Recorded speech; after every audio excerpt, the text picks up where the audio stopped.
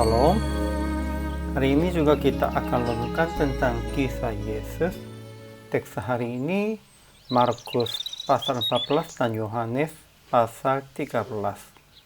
Paragraf yang pertama Markus pasal 14 ayat 17 sampai 18 dan Yohanes pasal 13 ayat 18 sampai 21. Yesus sangat sedih dan merasa kasihan karena sudah tahu bahwa Yudas Iskariot akan mengkhianatinya. Sehingga Yesus berkata, sesungguhnya seorang di antara kamu akan menyerahkan aku. Paragraf yang kedua, Yohanes pasal 13 ayat 22 sampai 30. Murid-muridnya ingin tahu siapa yang dimaksudkan. Dan Yesus menjawab, orang yang kuberikan roti yang kucelupkan ke dalam mangkuk, dialah orangnya. Kemudian ia memberikan roti kepada Yudas Iskariot. Namun di antara para murid, siapapun tidak berpikir bahwa yang dimaksudkan adalah Yudas. Kesimpulannya demikian. Hari ini juga kita renungkan tentang peristiwa Yudas menyerahkan Yesus melalui teks Injil Markus dan Yohanes. Yesus menjadi sangat sedih dan merasa kasihan karena sudah tahu bahwa Yudas Iskariot akan mengkhianatinya.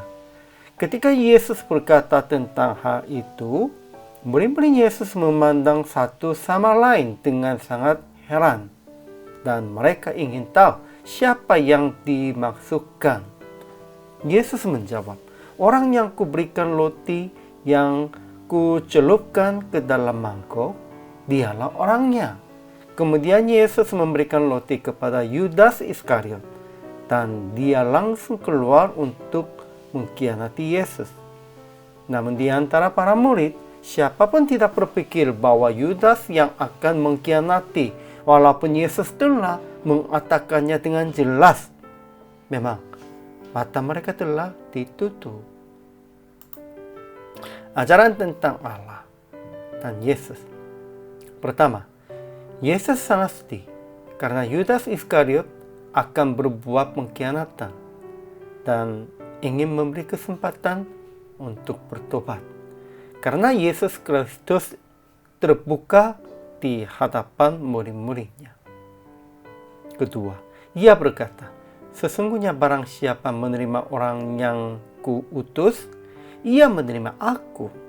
Dan barang siapa menerima aku, ia menerima dia yang mengutus aku. Maksudnya, orang percaya dan Yesus dan Bapa menjadi satu di dalam Kristus. Ajaran bagi kita. Pertama, sekalipun Yesus Kristus memberikan kesempatan demikian itu, Yudas menolak kesempatan yang Yesus berikan. Dan dia keluar untuk berbuat hal yang menyerahkan Yesus. Kadang kita sudah menuju ke sana, karena sudah kecepatannya cukup cepat, pada waktu berhenti susah. Akhirnya terjadi kecelakaan. Ya, Yudas juga begitu. Sudah cukup cepat ke sana arahnya pengkhianatan. Sehingga dia tidak bisa berhenti. Kedua, murid-murid Yesus ingin tahu siapa yang menyerahkan Yesus kepada imam-imam kepala. Namun, mereka tidak mengerti sekalipun Yesus memberitahukan dengan memberikan roti kepada Yudas. Sebab mata mereka tidak terang. Aplikasinya. Pertama, jangan menolak kesempatan bertobat yang Tuhan berikan. Untuk itu, janganlah cepat-cepat ke arah berbuat dosa. Kalau sudah kecepatannya cukup cepat, sekalipun sudah mengerti, itu salah, harus berhenti. Namun tidak bisa berhenti. Akhirnya terjadi kecelakaan. Akhirnya jadi binasa. Kedua, perhatikan firman dan tanda-tanda di dalam kehidupan yang Tuhan telah berikan untuk memberitahukan kepada kita.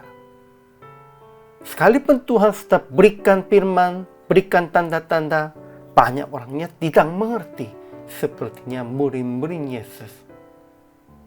Karena mereka konsentrasinya tentang yang lain. Kemarin juga kita sudah tahu, sekalipun Yesus Kristus katakan di antara kamu ada seorang yang akan menyerahkan aku. Mereka ingin tahu, namun segera mereka fokusnya siapanya paling utama, paling terbesar di antara kita. Ya, kalau konsentrasinya ini salah, memang sekalipun Yesus sudah melihatkan, tidak bisa melihat, tidak bisa memahami. Sehingga PR praktiknya demikian itu. Jangan menjadi buta secara law dan perhatikan tanda-tanda dari Tuhan supaya memahami ajaran dan rencana Tuhan di dalam kehidupan hari ini. Hari ini juga tetap renungkan firman dan tetap perhatikan tanda-tanda di dalam kehidupannya.